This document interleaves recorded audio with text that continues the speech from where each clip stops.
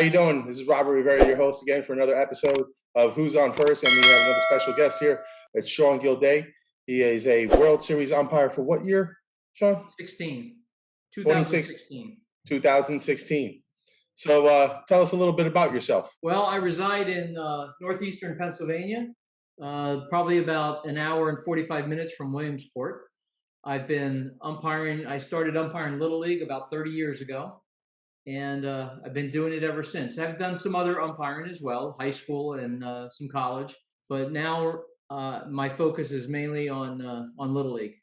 Okay, so what pulled you into umpiring? Never having a coach there or rather a dad who would step up to umpire a game.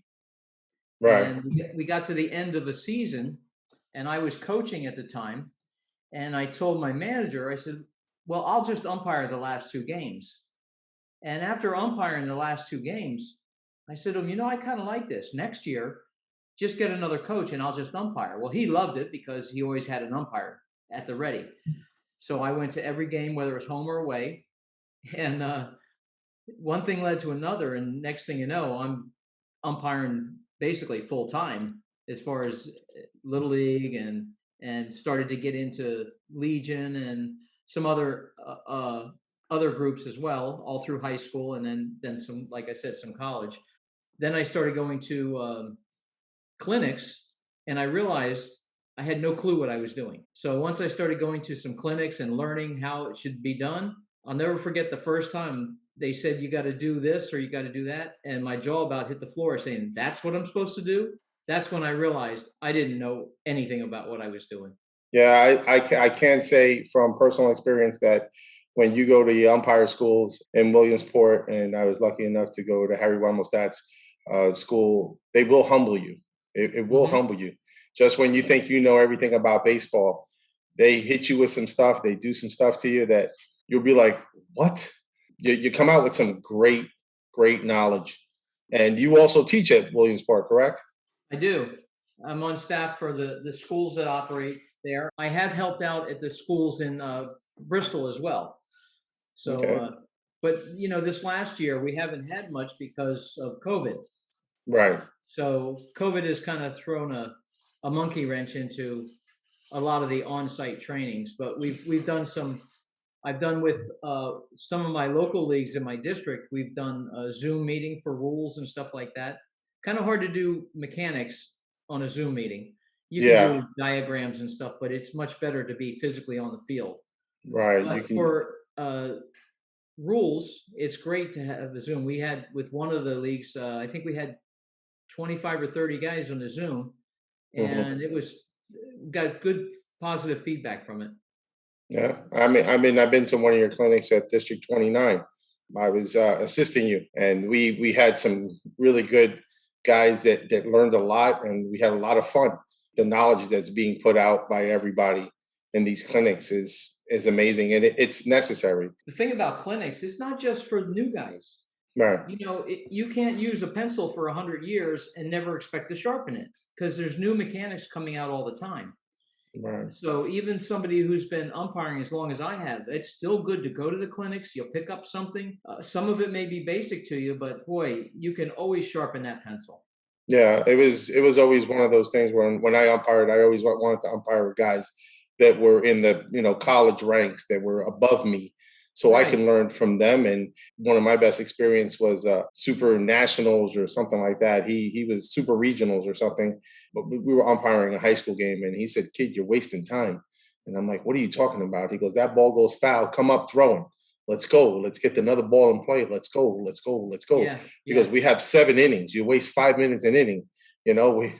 We're wasting 35 minutes. He goes, "You want to be out here in the field for an extra 35 minutes because you can't throw another baseball in?" And you're like, sure. Game management is a big aspect of you umpiring. It's not just making the calls, safe out, fair foul. It's keeping the game running so you're not there an extra half an hour. And constantly working and constantly hustling and constantly aware of the game within the game. Because as you well know, Sean, umpire's worst enemy is surprise. Yeah. Oh, yeah. The worst thing you can be is get caught flat-footed and get surprised, and then you're behind the eight ball and you have to try to make up ground, or it's better that you're on top and ready to move when needed, because Yeah. on every single pitch you got to be asking yourself, where should I be next? Where am I going next? What's my next assignment? I'm Yeah, calling this guy out, and where am I running after that? So, sure. baseball always been close to you, or what does Well, baseball mean for you? I played baseball when I was a kid up till 12. Didn't really play it after that, but I've watched baseball all my life, and Okay. sometimes watching baseball can be an umpire's worst enemy, if you know what I mean. I was watching, I guess, matter of fact, a game today where one of the moms was screaming. She's like, "No, it was the kid had rounded first base and was attempting to go to second. They threw the ball into first baseman. He tagged the bag, and the kid slid in." And she was like, "He's out, he's out, he's out." And then all of a sudden you hear, "No, it has to be tagged." And they're like, she's like, "No, but he touched the bag." And they were like, "No, it wasn't a force play. It's a tag Yeah, play." And you could see, like, she was like, "No, but he tagged the bag." And I was just like, "Oh man," I'm like, you're somebody's gonna, absolutely right. He tagged the he bag. tagged the bag, It but doesn't mean a thing. no, it doesn't, it doesn't. Yeah. All right, so what's your favorite team out there? You have a favorite team? Well, as far as major leagues, Yeah, Mets. Mets. Okay, That's my team. I that's your grew up team. watching the Orioles, Okay, but once I moved away, I grew up in Maryland. So once I moved away from there, I went to the Mets, and I've been watching them ever since. yeah, I got lucky and got to Camden Yards, and my wife had won some tickets in a raffle, and we went Hmm. to Camden Yards. I don't know if you know, there's Babe Ruth's birth house is Yeah. is right down the road, and we went outside, and I saw these big giant white balls painted on the floor, and it said Babe Ruth, and I'm like, "What is this?" And I told one of the guys, I was like, "What is this? Babe Ruth baseball painted on the floor?" And he said, "Follow the baseballs, and you'll see." And we followed him about 3 or 4 blocks down, and we got to Babe Ruth's house where he was Oh, born, okay. and it was just like, whoa. And then we go in and we're looking around, and all you see is Mets in Boston. I mean, Yankees in Boston, Yankees in Boston, Yeah, Yankees in Boston. sure. And I'm like, why wouldn't you guys sell like the Baltimore Orioles instead? He said he never played for the Yeah, Orioles. yeah. And it's funny because they said he always wanted to be an Oriole. They never gave him the opportunity. I guess, well, their loss. What has baseball done for you, Sean? What has it taught you? There's a couple things. First of all, it's always great to be involved with something. If you're not involved with something, and it doesn't have to be sports, it could be anything. I think that's a healthy thing to be involved and to be able to contribute. With baseball, I've always loved baseball. When I got the opportunity to coach, I loved doing that too. Then, as things came out, as I mentioned, how I got into umpiring, then I really loved that, and I felt like it's a way to contribute to my community without having to be. There's not a lot of responsibility other than when you're on the field, as opposed to coaching, where there's a lot of other behind the scenes stuff. You have to coordinate with parents, and you've got to do all the things that come along with that. With umpiring, basically your whole focus is on the field. Great enjoyment in that. When I first started, I had no idea that I'd ever be able to do the Little League World Series. I started wearing shorts and my shin guards out on top of my pants and using the old balloon, and that's Right. how I started. Then I realized, hey, you can get a uniform, you can look more professional, you can learn the trade a little bit more. Then it really became enjoyable. It's the formula. The formula of umpiring is fair foul, catch and no catch, safe or Yeah, out. It's right, You can apply that to every single play, right. and that is the umpire formula. That's So probably going to I be 90% of your calls, and then yeah. you're eventually you'll get an interference or an obstruction or Hmm. infield fly or something like that. Yeah, so we So let it out of the bag, Sean. We let the formula out for those who've never don't tell umpired. anybody. Don't tell anybody. Keep it to No. yourself. It's a little secret between umpires. How did you get to the Little League World Series? What did you have to do? What was the road? Well, as I mentioned, you need to start going to clinics, which I did. Went to Little League school, Little League clinic, and then I just kept making myself available, going to these clinics and stuff. So I kept just working hard, trying to learn as much as I could. Every winter we had a rules clinic, and I always went, and I just kept being seen by the people who have to make the decisions. So the first regional I got was in 2007, and I did the the junior boys, which is held in Freehold, New Jersey. When you get to a regional, they do a evaluation on you. They recommend whether you should go to another regional or possibly to a World Series. 2 years later, I ended up getting assigned to the Junior World Series, which is in Taylor, Michigan. So I did that in 2009. Then a couple years later, I ended up getting assigned to the World Series. So I did that in 2016. You have to just be out there and go to the things and be involved. And it helps when you've got a good relationship with your DA, because he can put in a good word for you. And there's a lot of luck involved too. Yeah, I know there was a little bit of an incident before you went to a World Series. You want to explain with your you had an injury. Yeah, I talked about going to the junior regional in 2009. I was actually supposed to go in 2008. What happened was I had done the regional in 2007, and the very next year I was picked to go to the World Series in Taylor. Well, I was doing some local ball, some local travel ball, and the catcher threw off his bucket, and being the nice guy that I am, I felt it with the back of my shoe. I was behind the plate, and I thought, well, I'll be nice and I'll step over it. I didn't clear it. I went down. My arm got broken. 3 days later, I had surgery on my arm, and it knocked me out of the World Series. So I was fortunate enough that they just said, "Don't worry about it. We'll give it to you the next year." There's a lesson for umpires. Make sure you clear that mask. Never make that mistake again. Yeah. All right. So do you remember a moment, like, let's say in the World Series? What was your one of your best moments? Well, one of the things that I remember the best was I had the plate game for the international championship game. It happened to be Panama against South Korea. And you hear the kids interact and they're talking in their native language. And I had this kid from South Korea. The whole game, I'm hearing him talk in his native language.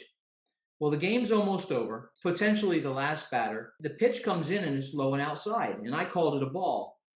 Well, this kid that I never heard utter one word of English turns around to me and says, in perfect English, "Nice call, Blue." It was very humorous, but it just goes to show you the impact that baseball and Little League is, of course, around the world. It's not just in the US. It just goes to show you the impact it has. And then when I'm there doing a game and I get to see these kids and they work with me and I work with them, it's just a gratifying feeling knowing that, you were a small part of their experience. And hopefully they had a great experience. Well, that team went on to win. I think it was a 2-1 score. So it was a very good game. Yeah. For the folks out there who haven't gone to Williamsport, do yourself a favor. It is a great time. Take your family there. You might see Sean out there. So if you see Sean, tell him hello. Tell him you saw him here and who's on first. There's a lot to do out there. My kids did the pin trading. The pin trading, Sean, is big out there, right? Oh yeah, it's real big. You cannot buy pins out there. You have to trade. And my kids started with one big pin that was given, a memorial pin for a gentleman whose dad had passed. We had bought a little bag for the pins and we started putting the pins in there. And the next thing you know, we see a team and we ask them for a pin and they have a pin and they have a pin. And then we go into this giant room and I see a bunch of grown adults with boards and bags of pins. There was a gentleman there in a wheelchair with an oxygen tank. And he's sitting there. He had about 20 bags laid out on this table. And my son walks up and he said, "Listen, I'd like to trade this pin for this pin." And he says, "Kid, you take 10 and I want this one." And I was like, wow, I was like, really? He's going to give him 10 pins. Yeah. Wow.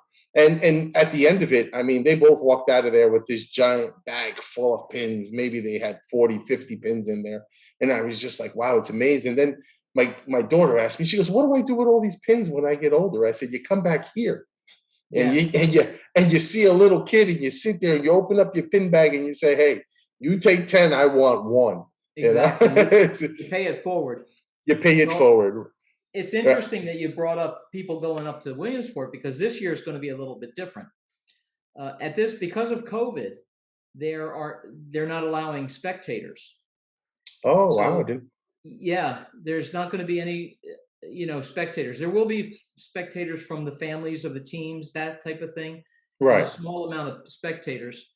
But in fact, the umpires that were assigned to go this year aren't going.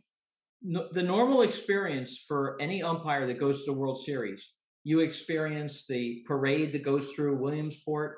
right, Thousands and thousands of people are in the stands. The kids are there. You throwing out candy to them and stuff like that. They're not having any of that because of the exposure to the kids. They don't want, and normally all the teams are in the parade, right. so they don't want the exposure. Um, there's the opening day ceremony, which is a fantastic experience. Absolutely. It'll send goosebumps, on the back of your neck. It's just an incredible experience. Well, all these things aren't going to happen. So what they've done is they've called guys like myself. Hey, would you come back and umpire the World Series? You've already had your experience, so you're not going to be missing it. And there's 12 of us that are doing the Little League World Series this year, and there's 12 that are doing the Little League Softball World Series this year, which is now going to be held in Greenville, South Carolina. Okay. So, and that's the same thing. Not much exposure. We'll basically do the games and head back to our hotel room. We have to wear masks during the games. All the umpires need to be been vaccinated for COVID and that kind of thing.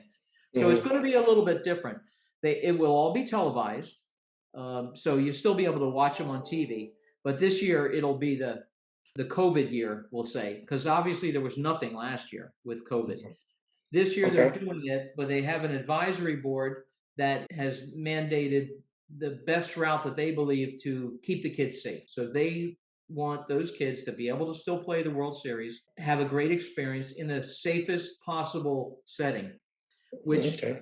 also means there's no international teams because travel with COVID from international sites is going to be a challenge this year. There's no Hmm. international umpires. So what they're doing, the 8 regions are going to each provide 2 teams. So we'll still have 16 teams, but it'll just be a US World Series this year. So Wow. it's going to be a little bit different, but nonetheless, uh, no, not too many people will be able to say they did the World Series twice.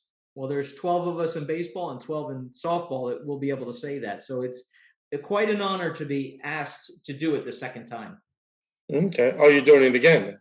Yeah, Oh, okay. All right. yeah, Wow. this year. Well, in a few weeks. Well, yeah. Well, now I remember. Was it you had done the plate twice? And I remember that was big because I've never really seen too many little league umpires do the plate twice. I remember in the series. Was that correct? You did the plate twice. Yeah, You and did most one.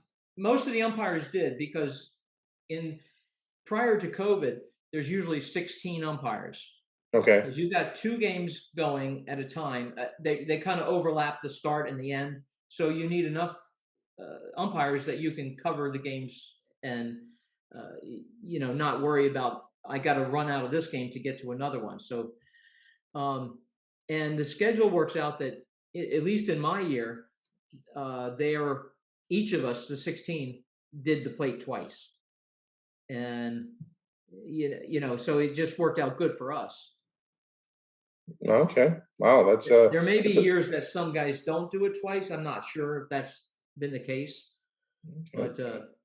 but That's a lot of information there, and that I didn't know. I'm glad you shared that with us. Wow, it's this COVID has really yeah. impacted a lot of things. Oh, sure, sure. Wow. All right, so give me a moment you had an impact on a player or a player had an impact on you. When I'm umpiring a game, you try to build a rapport with the catcher. Right. He's there trying to keep you safe. You want to give him everything you can.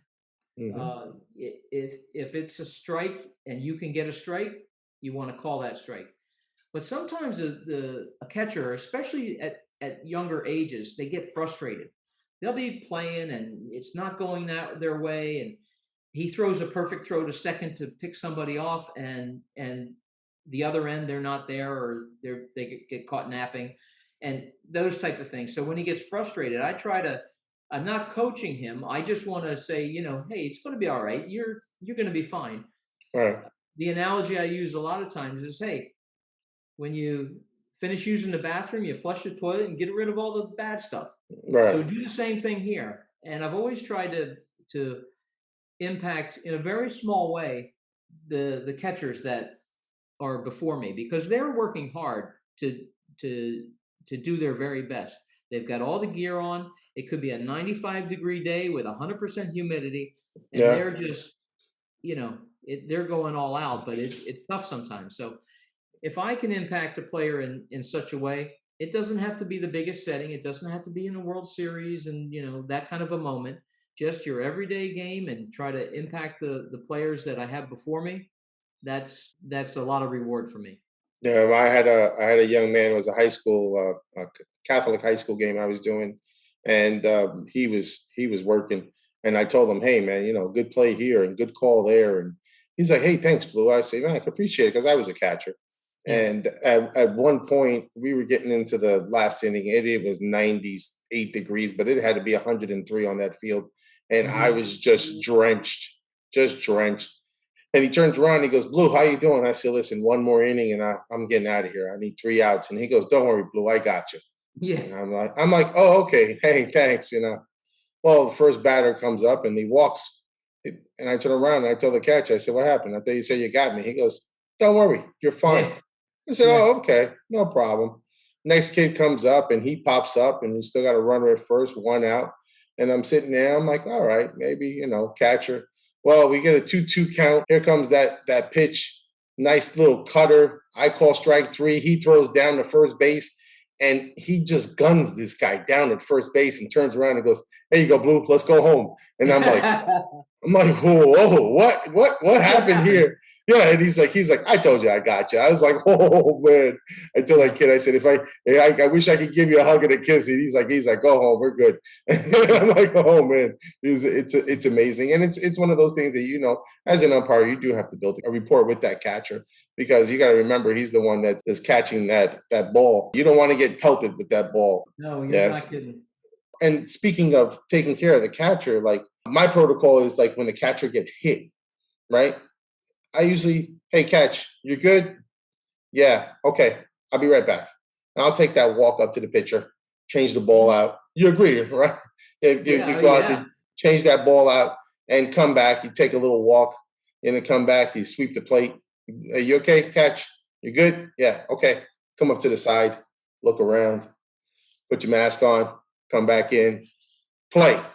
Give him that little breather. A 'Cause- breather. Absolutely. I've seen it where I've gotten hit and catcher turned around and he goes, "Blue, you good?" I said, "Yeah, I'm good." And he goes, "All right." He goes, "Let me get the ball," and goes out there and talks to his pitcher. And I'm like, wow, he's looking out for me now. Now he's giving me a second to get my stuff together. And I'm like, wow. I was like, there it is. The That's catchers who exactly, really know the game, they will do that. They'll yeah. go They out. It depends. Some don't have a clue, but and that's okay, because if you need a second, because we get hit sometimes pretty hard in areas where we're not protected, and you do need you're okay, but you just need to take a minute. right, Uh, right, if they go out and talk to, and you many times coaches, I'll give a lot of them credit. They will tell their catcher, "Go talk to the pitcher," right. because they understand what Right. happens. Let me add. The other day, I had called you, and you were busy doing some stuff, and you were doing something for I think it was Little League, or explain to everybody what you were doing there. Well, I was having a discussion with one of my other umpires. We were watching this umpire during one of the regional games, and his head was at the same level as the catcher's head, and he was almost directly behind. So I was thinking, how can this umpire see the outside corner?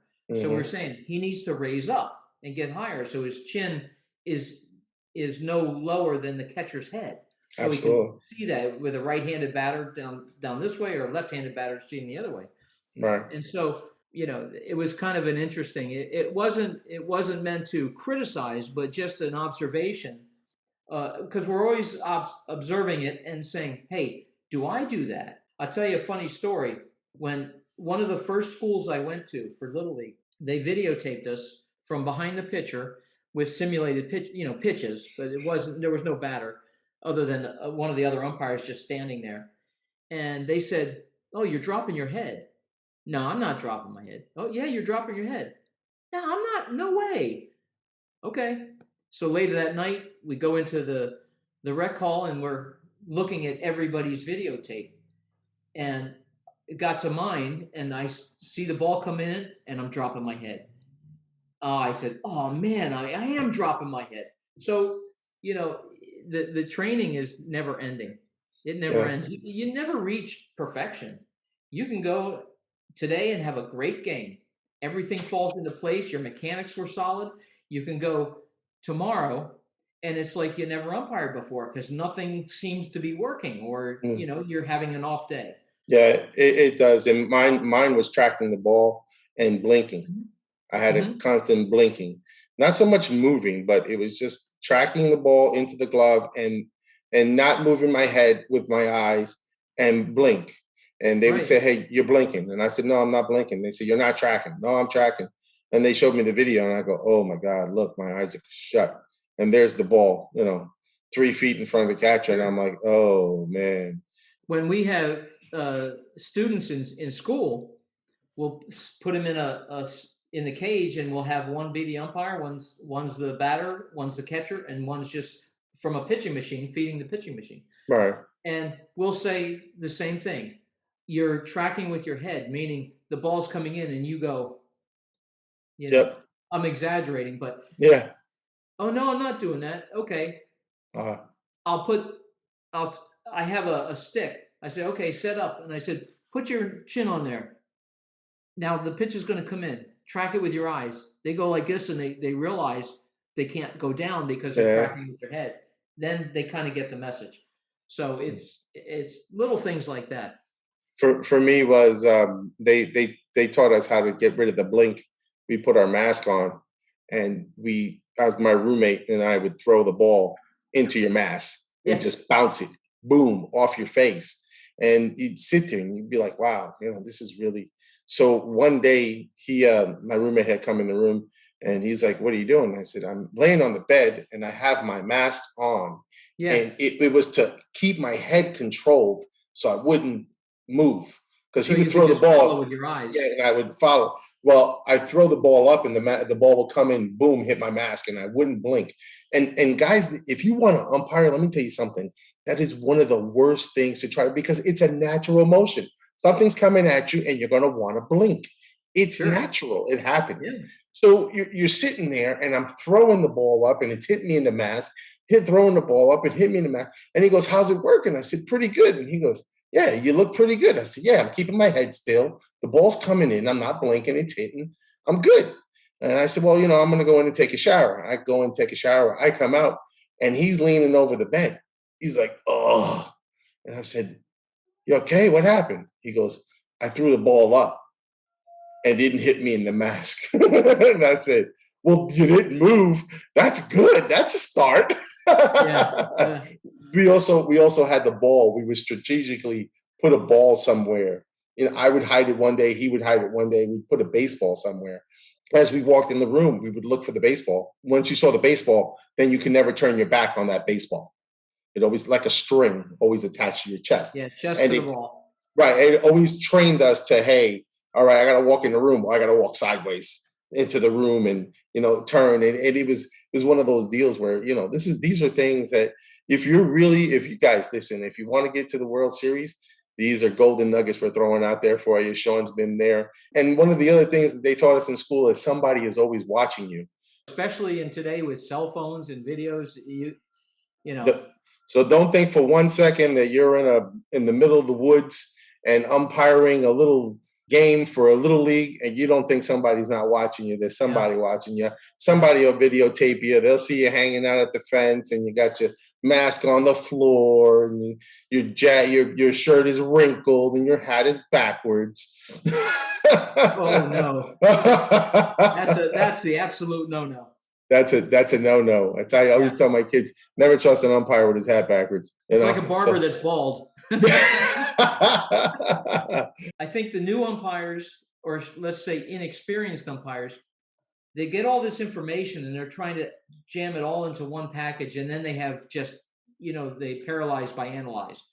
So if you're new or you're old, every game, pick two things to work on. If you're on the plate, it might be keeping your head still, tracking with your eyes. It might be making sure you're taking your mask off with your left hand. It could be making sure you're opening the gate when the catcher goes left, or opening the gate the opposite way when the catcher goes right. Just Hmm. pick a couple things and just concentrate on those, because muscle memory will get you through the rest of it. Just do that, and you'll be surprised how well everything will fall into place. Absolutely. I've been up to Williamsport, and it was a great experience. They have a beautiful museum. The fields are wonderful. I've been to the clinics. I was actually lucky enough to take my brother to the clinic. You were there. You were there. I believe that was the year you were there. And that was my brother came up to me and he says, "Listen, I want to get into the family business." And when I said, "I'm like, what family business?" Well, he goes, "I want to umpire." And I said, "Oh." And then my dad was the one that got me into umpiring. He's like, Yeah, "Come on." And it wasn't to umpire like, hey, I'm make $20. No, it was like, "Listen, Rob, I've umpired 5 games today at the Little League. Nobody wants to do it. Could you please do the plate help me so I out. could, yeah, help me out?" And then my poor dad sitting there, Friday, Saturday, Sunday, and he's umpired, 9 games. And I'm like, this poor guy. And then he rakes in between, and you eat a hot dog, and then you're back on the field. And it's Yeah, just like, yeah. it's something that, you got to help. And it wound up happening. The best moment I had was my dad, my little brother, and me. We all umpired a game for a young lady. She was one of my dad's. He had coached her softball, and she Okay. was doing girl softball. She took over a boys baseball team, and she said, "Listen, I cannot find good umpires, Pablo. You got to help me." And he says, "You know what? I'm going to bring a crew one day. We're going to do your game." And we did. Yeah. We did the game for her, and she was ecstatic. She's probably the best game she said she ever had. And the little 12-year-old catcher, he walks up and he's just looking at me, and I'm all suited up, and he's We just got a real he, umpire, right? yeah, and he looked at me. He goes, "Do you umpire in the major leagues?" And I said, "No." And he goes, "Yeah, you do." He goes, "I feel like I'm a major league baseball player." And I'm like, "Okay." And he just kept on staring at me. I'm like, "Hey, you may want to look at your picture. He's getting ready to warm up." So yeah, we'll Yeah, get that going. It's that little impact on him. it speaks volumes to how you prepare as an umpire. Just your uniform, are your shoes shined, or you're coming in with dirty shoes? You only get a chance to make a first impression once. And if Hmm. your first impression is, you're not quite as dressed as you should Properly. be, Right. they'll eat you alive. Oh, they some of them will. I was doing a college game one time, and I was shined up to the gills. The manager wanted to pick a fight with me. He was an older gentleman, and he walked up to me and he looked me up and down, and he goes, "You're the umpire?" I said, "Yeah." He goes, "Good try, kid," and he walked away. And I'm like, "What the heck?" I'm like, "Wait a minute! I got my baseball bags on the side here. I Yeah. got a crease. My shoes are shined. I got a shiny belt. My Yep. hat's clean." I was like, "I'm doing good. Get out of here." Yeah. It's just Yeah. it's one of those type of deals. But they said afterwards, they said that's how he said thank you. So. Yeah. When they talk to you like that, but it's If you show up in the proper uniform, you'll get 5 innings without any problems. After that, you're on yeah. your own. Yeah, and I've told that to umpires. Listen, man, I'm gonna tell you something. That uniform will buy you. It'll be your first game. It will buy you innings. Easy, nice press uniform. You look good. You look sharp. They go, "Wow, this guy, yeah." But you could have just unwrapped that 10 minutes before the game, and And it they could would be be your like, very first game, "It could be your and they very wouldn't know first the thing." difference. You will impress somebody. The other thing that I learned being an umpire, you have to be approachable. You Yes. got to be approachable. You got to be able to say, they come up to you, say, "Hey, listen, Blue, this is what's going on. You got to let me know this. You got to let me." Yeah, no problem. Hey, I'm working for you. What do you need? What's going on? Well, he's doing this, and I don't like this, and okay, well, let's go over and fix it. Let's go talk.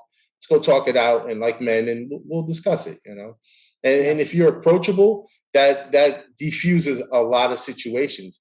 If it you tell them, does. "Hey, just get away from me, go back in your dugout," Yeah. oh man, if you make a boo boo later on, oh boy, he's coming for you, and he's And, coming, and he's got his knife and fork, and he's wrapping a napkin because he's going to eat dinner. and anybody that's umpired more than, 5 minutes, they've been through that, and once they experience that, they understand the dynamic of how to interact with umpires, rather the managers, coaches, whatever the case might be. Yeah, yeah. And it starts with the name. It starts with the hey, gentlemen, how we doing today? The respect thing, and if you give it, they'll get it back and be approachable. You can have a discussion about anything. Any situation comes up, you can have a decent discussion. And it's at the end of the day, it's for the kids. It's put a smile on these kids' face, Absolutely. and that's what it's all about. And this game has evolved into something that I mean, nationwide, the Pacific Rim, Europe. I was just talking to somebody, and when I went to Paris, I started counting hats, and there was 37 Yankee hats. Hmm. It was just like I'm like 37 Yankee hats, and you're talking about a country that's ruled by soccer, but it was like wow, this game is something else, that it has evolved, and that's one of the things that the Little League World Series does shine the light on. You actually have a legitimate World Series.